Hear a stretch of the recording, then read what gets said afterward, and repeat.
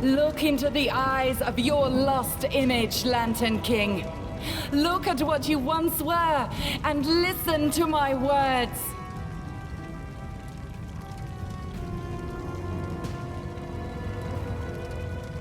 You made me your puppet, but I have won my freedom.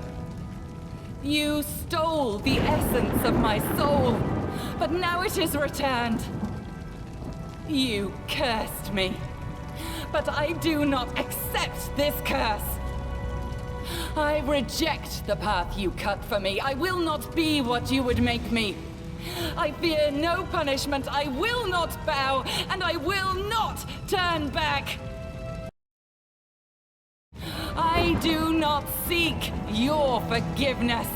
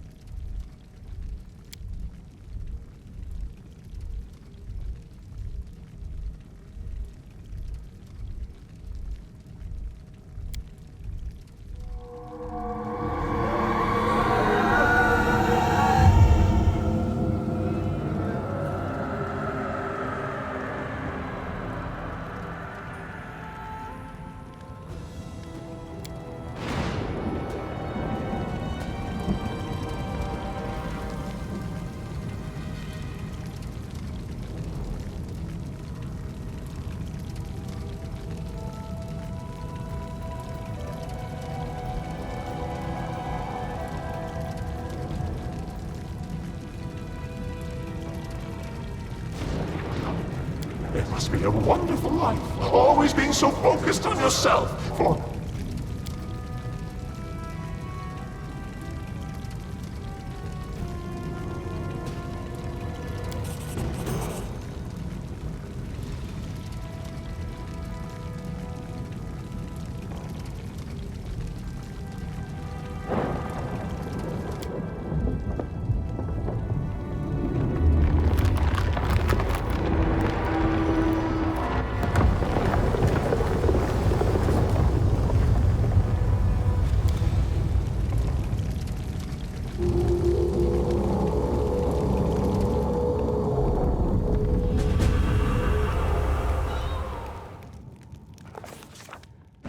That's how the story ended. The Lantern King vanished without a trace, and we never heard from him again. Nyrissa helped return the kingdom to Golarion and followed her beloved there. After celebrating the victory with great fanfare, everyone began work on restoration efforts. Nyrissa helped the king in every way possible, and she quickly came to be loved across the country. No one would have thought that this kind nymph was a former villain, so recently guilty of causing all those afflictions.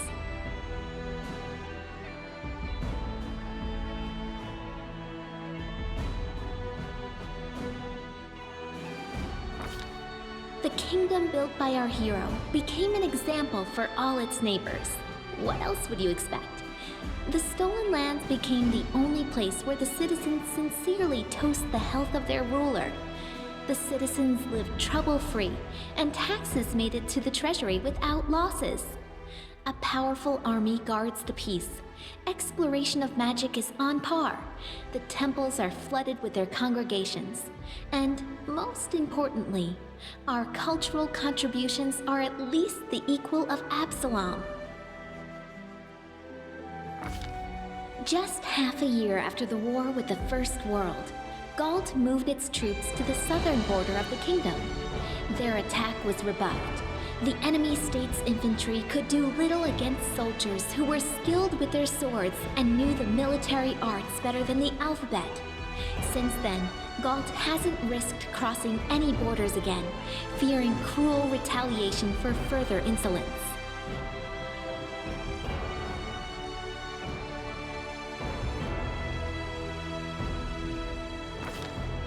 the kingdom's treasury had been properly filled due to the efforts of the treasurer and the king, until a scandal broke.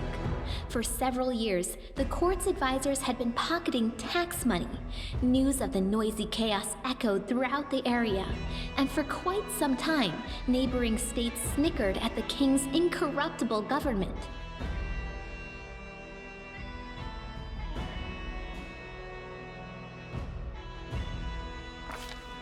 Who'd have thought that some tiny barony founded in the Stolen Lands by an adventurer would become a real kingdom, playing a prominent part in world politics?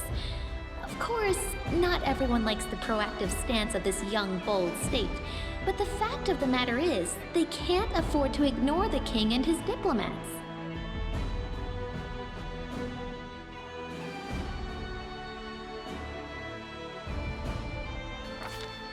The king became a true patron of fine crafts.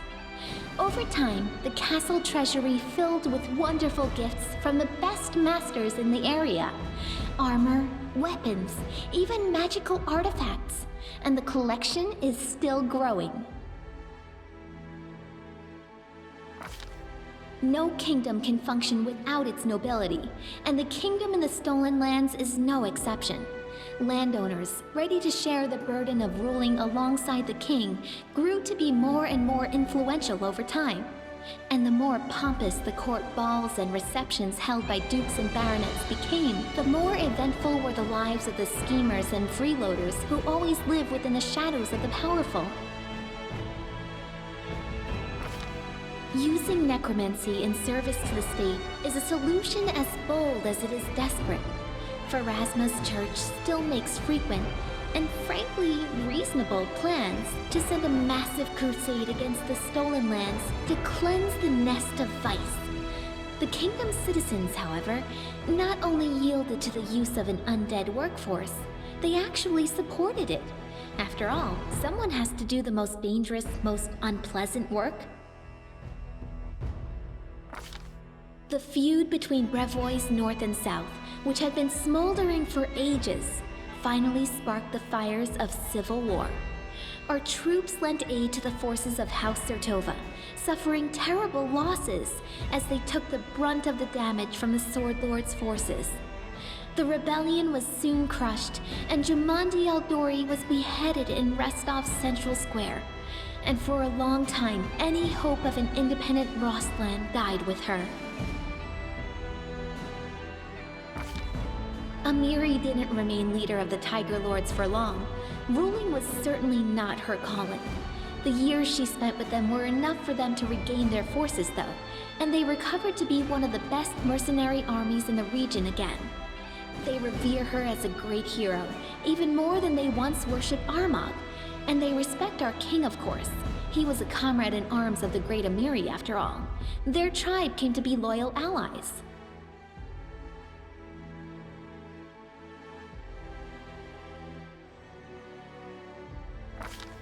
Having lost their city guard, Pitax was plunged into chaos. Soon, another power was born from among the gangs fighting to redistribute the wealth, and a much more dangerous one. Revolutionaries, dreaming of regaining Pitax's independence. Troops had to be stationed in the city, and the rebels responded with arson and political assassinations throughout the kingdom. Pitax was a headache for us for a long time. Governor Carnevariel, fearing for his life, locked himself in his chambers. A week later, they found him dead, surrounded by empty bottles and drug vials.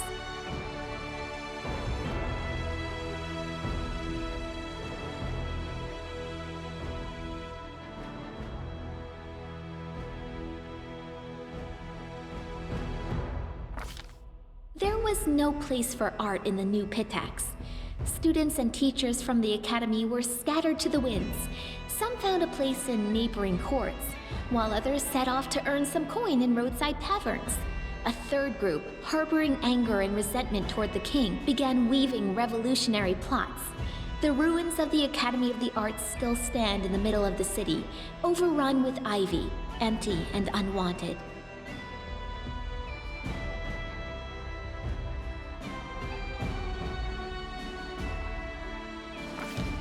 Trolls and kobolds, Two of the most savage native peoples living in the Gnarl Marches were completely exterminated in the region.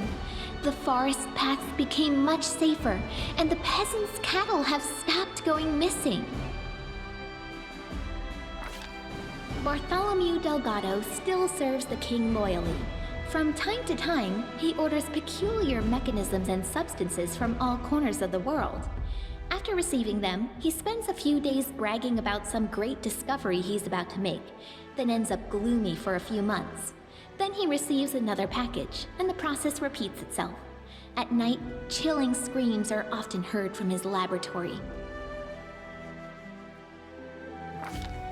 Unfortunately, without its founder, Varnhold never really recovered from the blow. Over time, the colony withered away, all the more so when its dwellers continued to disappear under mysterious circumstances. It took less than 2 years for Varnhold to permanently become a ghost town. The only person happy about the news was the king's new advisor, a mysterious and powerful wizard who still serves the ruler loyally to this day.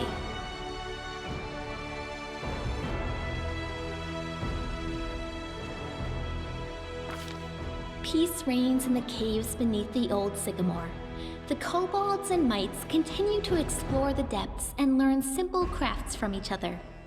Rumor has it, the first mite-kobold wedding even happened not long ago. That said, settlers still aren't rushing to build new homes in the area. Some kind souls even put up warning signs along the roads. Beware, traveler.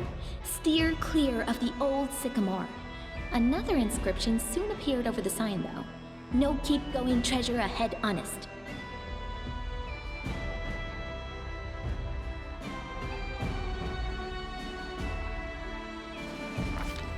Oleg's trading post continues to thrive, attracting even more travelers.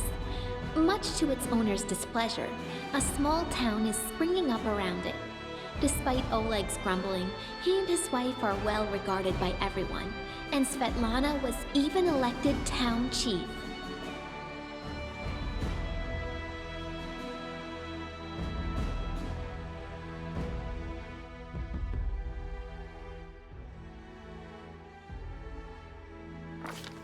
Keston Garas took a post as chief of the kingdom's guard. The former heir to a noble family never returned to Brevoy, severing all ties to his kin. However, a few years after the victory over the First World, a girl arrived from Brevoy and soon married Keston. They say Keston started smiling a lot more after that. Kasana, Lamashtu's priestess, didn't remain in the king's service for long. One night, she just disappeared from the castle and set off for the kingdom's borders, preaching to anyone who would listen and granting the needy the blessing of the Mother of Monsters. Having participated in Lamashtu's ritual, Olika gave birth to a strong and healthy baby. Sadly, the child grew into an unruly and violent adolescent. Having maimed the peer at just 10 years of age, the boy escaped to the Gnarl Marches, fleeing the rage of a mob that tore his mother to pieces instead. No one knows what happened to the lad, but legends of Lamashtu's child, who sometimes kills lost travelers and sometimes leads them to safety, are passed on by word of mouth throughout the area.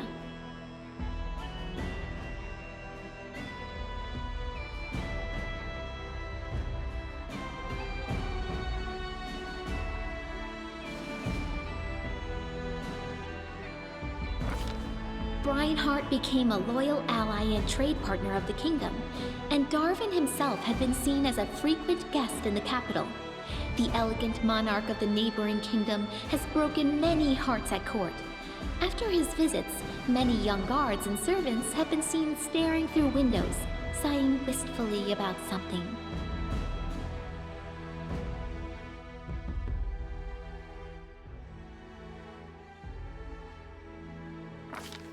The Fae took a fancy to the kingdom, feeling totally at home here. They often play various pranks, but they never do any serious harm. Falcos and Teresia managed to restore the magic forest. Once freed of the anger of the Scythe Tree, people returned to the abandoned village, and it became a haven of friendship between the Fae and ordinary people, just like old times.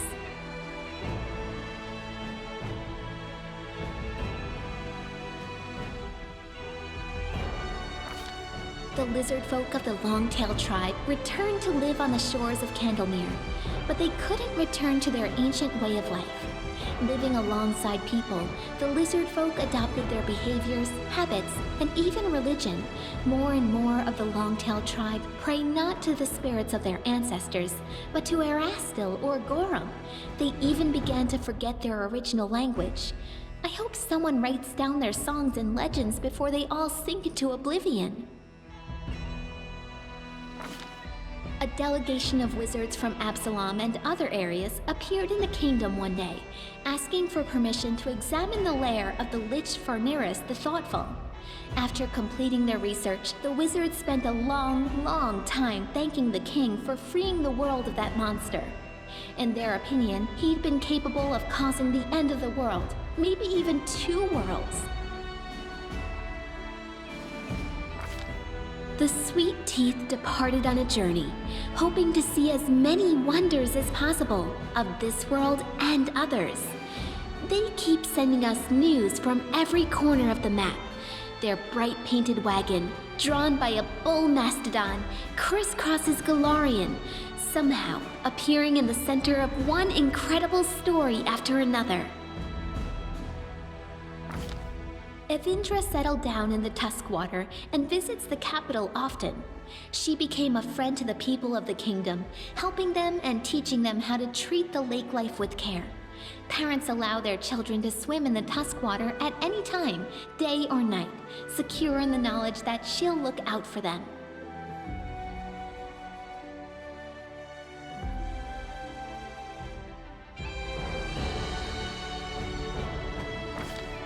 After the victory, the storyteller abandoned his affairs and began spending a lot of time alone in contemplation.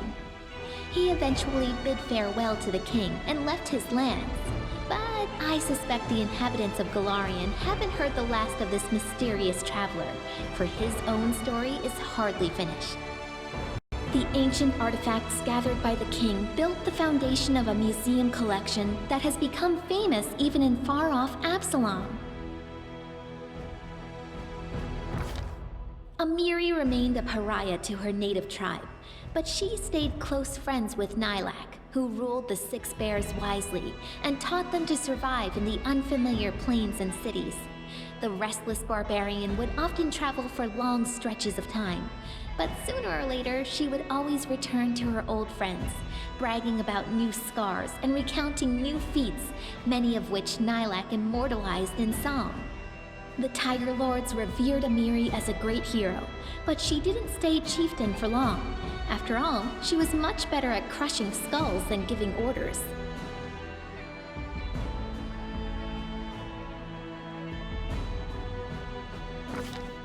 Valerie stayed to serve the king, and to this day, she terrifies anyone who would dare break the law.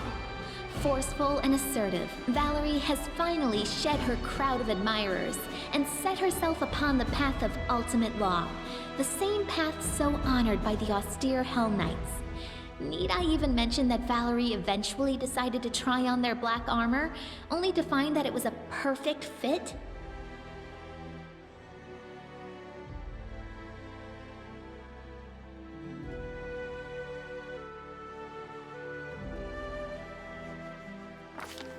Harren became famous, respected by dwarves throughout our kingdom as well as our neighbors, even as far as the Five Kings Mountains. He's often been asked to help out or teach others, and he's never denied anyone, despite his grumbling. Some people even listen to his preaching. Lucky for us, there's a lot less howling about the end of the world now, and more wise words of moderation and humility. Not all of his disciples turned to Grotus, but everyone took away something useful from his teachings.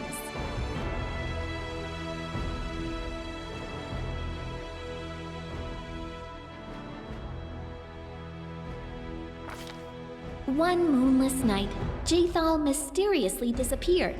Soon, frightened fishers discovered her body, really truly dead now. A young elf named Nortellara came to the funeral, claiming to be the daughter of the deceased. She didn't grieve for her mother overmuch, and she began carousing almost straight away, moving from balls to feasts to hunts. She acquired a crowd of admirers and treated the king as though they'd known each other 100 years or more. Some even assumed they were, particularly close.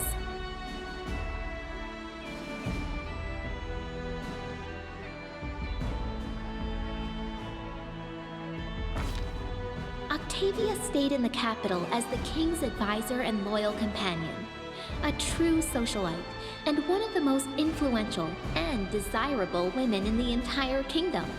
The balls put on by Octavia were frequented by nobility from every neighboring country, and she enjoys bragging to barons and counts alike that she achieved her status all on her own, a common half-breed from no family to speak of. Only Rigongar spoils her happiness. They fight constantly, and she fears that his drinking or some other stupid trick of his will drive him to an early grave. Rigongar hung up his sword and began the life of luxury he'd always wanted. Admirers lined up outside his door, women and men alike. He indulged in every pleasure, wearing luxurious clothes and hosting orgies that would make Calistria blush. He quarreled more and more often with Octavia, who feared his drinking and unruly temper would drive him to an early grave. After these fights, he'd drown his resentment in wine. These days, he's hardly ever sober, and his trembling hands can barely even hold a sword. Ekin spent a few years in the Stolen Lands, and in that time won glory as the most rugged monster hunter in all the River Kingdoms. The ranger exterminated even the most harmless of the monsters around the capital, then moved on to other lands and new victories. They say the ruthless avenger and slayer of wild monsters made it as far as Katapesh. That's where his trail went cold. I'm afraid Ekin may have become the prey of one of his targets.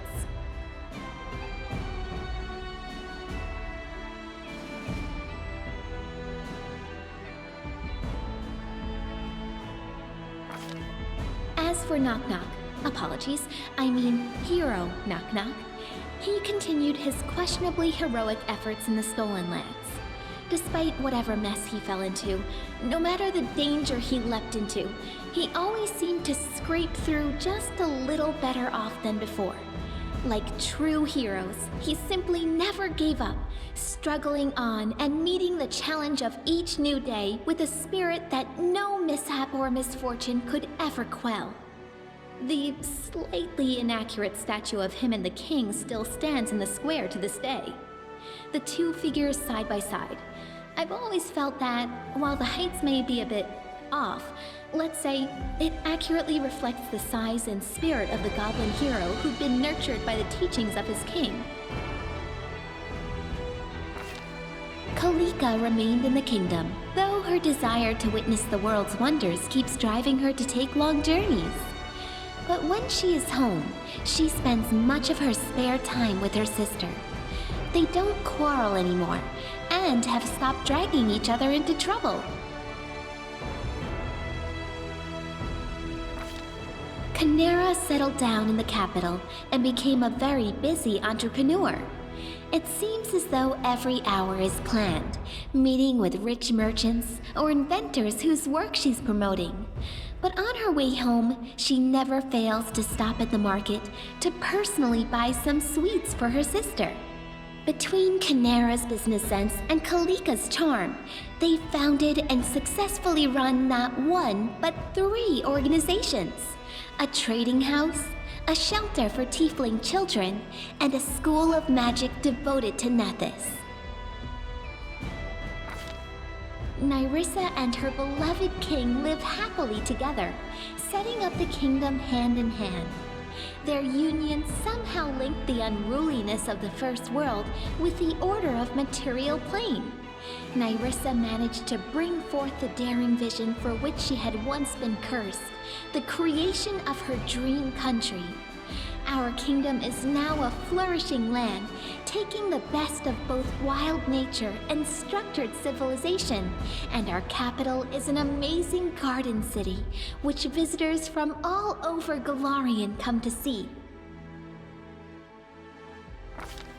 As for myself, the author of this book, Lindsay, who never chose a pretty nickname, I'm still here, inside my creation within the Capital Library. I live just like I always dreamed, surrounded by people and books, and not a day goes by without someone turning my pages.